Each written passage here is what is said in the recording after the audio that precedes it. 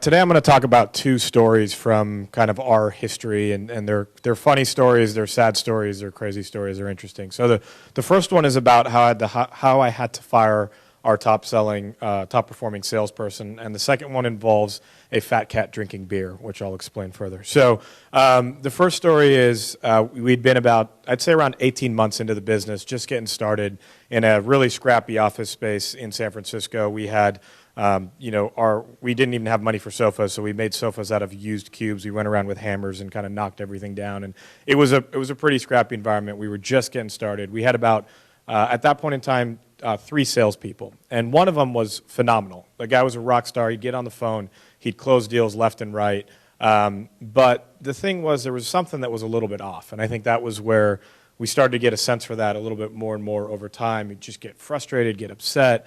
Kind of cause tension within the organization. And there was just things that just didn't gel right with the organization and how we like to do business. So over time, things got worse and worse, kind of eventually kicked a wall, but this guy was performing incredibly well. If he was doing, $100 in sales, the other 2 guys were doing 40 and 30, just to give you a sense. And we were scaling, we were bootstrapped, and so it was really important that we have revenue coming in the door and that we scale as quickly as we possibly can.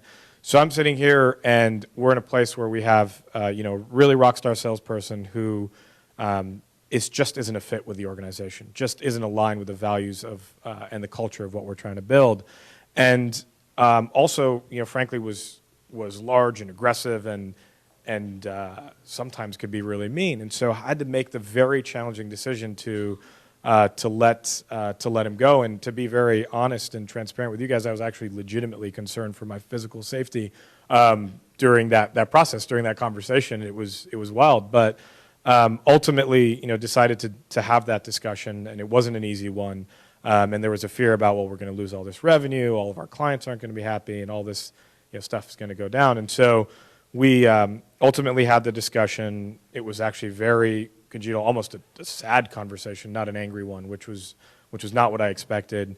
And then when we left the room, and let's say about a month later, the other 2 sales guys actually started doing a lot better, and it was a reflection, and the organization as a whole started doing a lot better, and it was a reflection of a misalignment in values. And so from that day forth, we really started to focus on how we could be, 1, very clear about what our values are, and 2, make sure that we live that value set every single day with every single employee, and make the tough decisions when necessary to do that. So that's story number 1. The second one is around a really huge mistake that someone on our product and engineering team made. And again, this was around the same time. We were about, in this case, I think about 12 months into the business. And we buy display ads. We buy display ads across billions of impressions across the web, and we're working on technology to allow that to happen very quickly. And so one of the systems that we were developing, we were testing it, and we were doing it, and our engineers are typical San Francisco guys, and they're putting in funny pictures from Reddit as opposed to actual ads. So there's a picture of literally a fat cat drinking a beer that we did to test out our ad units and make sure that they worked across the web. Now typically we do this in a test environment. Unfortunately, we did it in a production environment, and we bought $20,000 worth of fat cat drinking beer ads across the open web in about 2 hours. And so we're sitting here just freaking out. We just, we luckily cut it off right, at the right time, so it didn't get any worse. But we'd bought these impressions. We'd paid for these impressions, and so we had to we had to pay for it. And so this is another point in time where had to have the courage to say, well, this is a huge mistake. We got to fire somebody. I don't know, what the story is, but we're committed to education, personal growth, and really helping each of our employees grow through the process of starting this company. And so I had to, again, make the tough decision to say, hey, that's all right. Let's focus on going forward. Let's make sure that we always learn from this. We talk about this. We test things more appropriately going forward.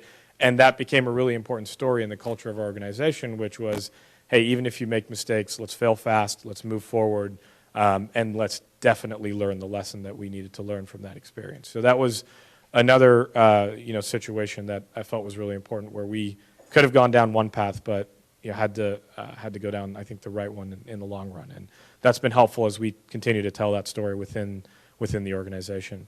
So I think the big lessons from those two stories in my mind, number one is that really understand as an entrepreneur your own power, be comfortable with kind of who you are, where you are, and know that things will always continue on the other side, as bleak as they may seem, and understand that ultimately it is your responsibility to lead the organization forward, and you've overcome many challenges, you'll overcome them again. So that was kind of from the first story. And from the second one, I think it's all around about values alignment. It's easy to talk about, oh yeah, we're all about personal growth and we care about our employees learning and these sort of things. It's much different to do it in action.